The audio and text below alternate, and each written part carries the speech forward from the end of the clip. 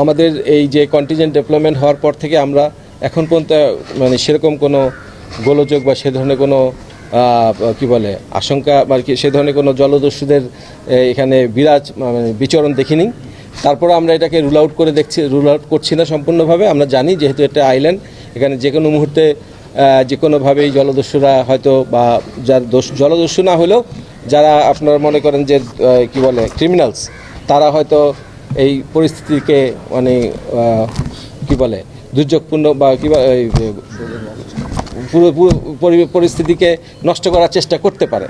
ঠিক আছে, বা এই জন্য আমাদের মানে ল্যান্ডে পেট্রোলিংয়ের পাশাপাশি আমাদের বোট পেট্রোল থাকবে, আমাদের জাহাজ নিয়োজিত থাকবে এবং স্পেশাল মনিটরিং সার্ভেলেন্স যেটা আমাদের ড্রোনের মাধ্যমে যেটা আছে সেটা থাকবে। সো আইল্যান্ডের চারপাশে যখন আমার ড্রোন সার্ভেলেন্স থাকবে তখন যে কোনো ব্যক্তি যে কোনোভাবেই আসুক না কেন তার কিন্তু মানে কোনোভাবেই মানে আনআইডেন্টিফাইড হয়ে থাকার কোনো সুযোগ নেই। মহাপরিচালক মহোদয়, কোস্টগার্ড সাধারণত একটু দুর্গম এবং পাশাপাশি ঝুঁকিপূর্ণ এলাকাতেই কাজ করে। তো এখন আপনারা সামনে নির্বাচন থেকে ঝুঁকি অ্যানালাইসিস করার বিষয়টা কতটুকু হলো বা কোনো ঝুঁকি দেখছেন কিনা আপনাদের দায়িত্ব প্রাপ্ত? এই ঝুঁকি অ্যানালাইসিসটা আমরা কন্টিনিউয়াসলি করে যাচ্ছি। এটা আমাদের কাছে প্রথমে ছিল মানে পূর্বের যে অবস্থা ছিল সেটার থেকে যে তথ্য ছিল সেটা থেকে আমরা কিছুটা মানে ঝুঁকির নিরূপণ করেছি।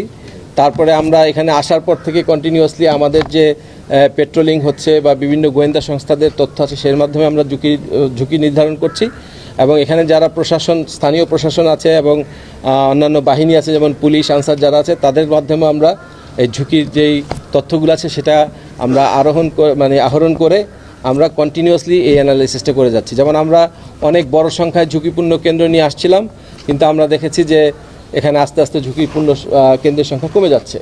ঠিক আছে, so it's a dynamic process, এটা কন্টিনিউয়াসলি চলতে থাকবে এবং এই ঝুঁকিপূর্ণ কেন্দ্রের সংখ্যা এখন আমি একটা বলবো, বাট এটা 3 দিন পরে অন্য একটা সংখ্যা আসতে পারে।